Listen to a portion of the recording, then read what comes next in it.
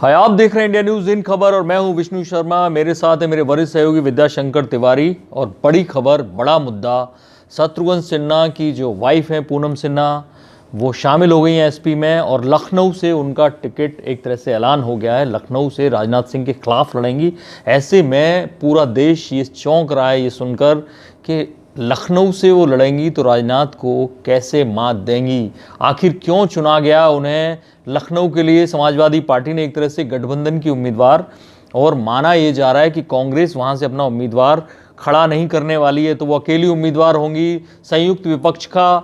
और ऐसे में वो कैसे मात देंगी, क्या कहते हैं तिवारी जी? देखिए, दो तीन कारण जो समझ में आ रहे हैं वो आ रहे हैं कि जो 2014 का चुनाव था, राजनाथ सिंह वहाँ से जाकर लखनऊ से चुनाव लड़े, अटल बिहारी वाजपेयी की वो सीट रही है, तो बीजेपी की एक तरह से वो गढ़ सीट है। इनके सोनाक्षी सिन्हा के लड़ने का पूनम सिन्हा के लड़ने का एक कारण ये समझ में आ रहा है कि वहाँ का जो वोट बैंक है उसमें जो है कायस्थ, मुस्लिम और यादव, सिंधी भी है। तो उस हिसाब से जो 2014 का पिछला चुनाव हुआ था, जो अभिषेक मिश्रा लड़े थे वहाँ से एसपी से, उसमें वो चौथे नंबर पे थे। अभिषेक मिश्रा चौथे नंबर पे थे। नकुल दुबे जो सतीश मिश्रा के रिलेटिव हैं वो तीसरे नंबर पे थे। यानी बीएसपी और रीता बहुगुणा जोशी 27। अब दिक्कत यह है कि जो राजनाथ का वोट परसेंटेज था, राजनाथ को 54% से ज़्यादा वोट मिला, जबकि रीता बहुगुणा जोशी कांग्रेस से थी, उनको 27% से कुछ ऊपर वोट मिला। तीसरे पे नकुल दुबे रहे, नकुल दुबे को 6.23% मिला। ये बीएसपी कैंडिडेट थे। एसपी के इतने अखिलेश यादव के करीबी माने जाते हैं, अभिषेक मिश्रा उनका बड़ा नाम था, वो चौथे नंबर पे पहुंचे और उनको कुल जमा 6% वोट भी नहीं मिला था। तो ऐसे में अगर तीनों का वोट परसेंट मिलाया जाए तो 40% नहीं होता है, क्योंकि राजनाथ का केवल 54% नहीं। तो यही विपक्ष का संकट है कि लखनऊ में वो एप्रोप्रिएट कैंडिडेट नहीं ढूंढ पा रहे थे। और इस बीच शत्रुघ्न सिन्हा कभी आम आदमी पार्टी से, कभी अपने खुद तो कांग्रेस में चले गए, समाजवादी पार्टी से, सभी विपक्ष से उनके अच्छे रिश्ते थे।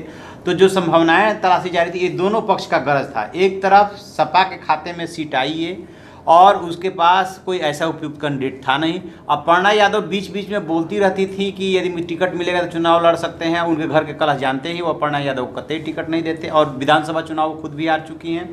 तो ऐसे में उन्हें एक उपयुक्त उम्मीदवार की तलाश थी और उपयुक्त उम्मीदवार उन्हें मिल नहीं रहा था। लिहाजा ये उन्होंने एक तरह से बीच का रास्ता निकाला कि इन पे पूनम सिन्हा पे दांव आजमाते हैं। अच्छा, खबर ये भी है कि शत्रुघ्न सिन्हा खुद ये फॉर्मूला लेके गए थे उनके पास, अखिलेश यादव के पास कि इनको एसपी में शामिल कर लीजिए। और वजह उन्होंने बताई थी कि कायस्थ वोट करीब 3.5 लाख के आसपास है वहाँ पे लखनऊ में, सिंधी वोट 1 लाख 1.25 लाख के करीब है वहाँ पे।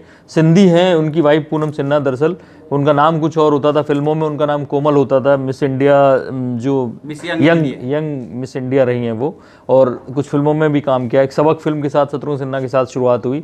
वैसे उनका नाम कुछ चंदानी कुछ करके और था जो ओरिजिनल नेम था। तो इस तरह से उनके 3 नाम होते हैं। पूनम रखा नाम शत्रुघ्न सिन्हा ने खुद, फिर वो कायस्थ खुद शत्रुघ्न सिन्हा है, सिंधी वो खुद हैं जो पूनम है। तो ऐसे में सिंधी और कायस्थ वोट बैंक जो है करीब 5 लाख के आसपास होता है, ये वो कह रहे हैं। और मुस्लिम वोट को वो ये मान के चल रहे हैं कि जब एसपी, बीएसपी और कांग्रेस तीनों मिल जाएं, अगर कांग्रेस अपना उम्मीदवार ना ऐलान करे, कांग्रेस उम्मीदवार शायद ऐलान ना हो, तो तीनों मिलके टक्कर दे सकते हैं, मुस्लिम वोट को खींच सकते हैं अपनी तरफ मोदी विरोध के नाम पे।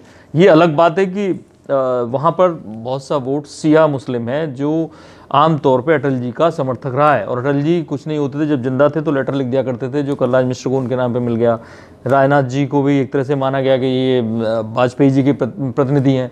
तो सिया वोट अच्छा खासा है, जो जिसमें से बहुत सा वोट बीजेपी को जाता है। और खुद राजनाथ सिंह की भी इमेज लिबरल नेता की मानी जाती है, तो इसलिए राजनाथ सिंह से किसी को कोई दिक्कत नहीं है। लगातार वो मुस्लिम धर्मगुरुओं से मिलते रहते हैं। और अभी भी मैं उनका एक आज इंटरव्यू देख रहा था, उसमें जो बातें पूछी जा रही थी, वहाँ भी रह कभी किसी के बारे में आप देखेंगे कि बहुत ज़्यादा आक्रामक और बहुत ज़्यादा कटु नहीं बोलते। इवन जहाँ तक मुझे जानकारी है, शत्रुघ्न सिन्हा से भी उनके भी बहुत अच्छे रिलेशन है। अब ऐसे में रीता बहुगुणा जोशी अच्छी पकड़ रखती थी लखनऊ पे, सेकंड पर रही थी, वो खुद बीजेपी में आ गई हैं। हाँ। ब्राह्मण वोटर भी अच्छा खासा है, ब्राह्मण वोटर भी है। हाँ। और वो जाकर के इलाहाबाद से चुनाव लड़ रही हैं। हाँ।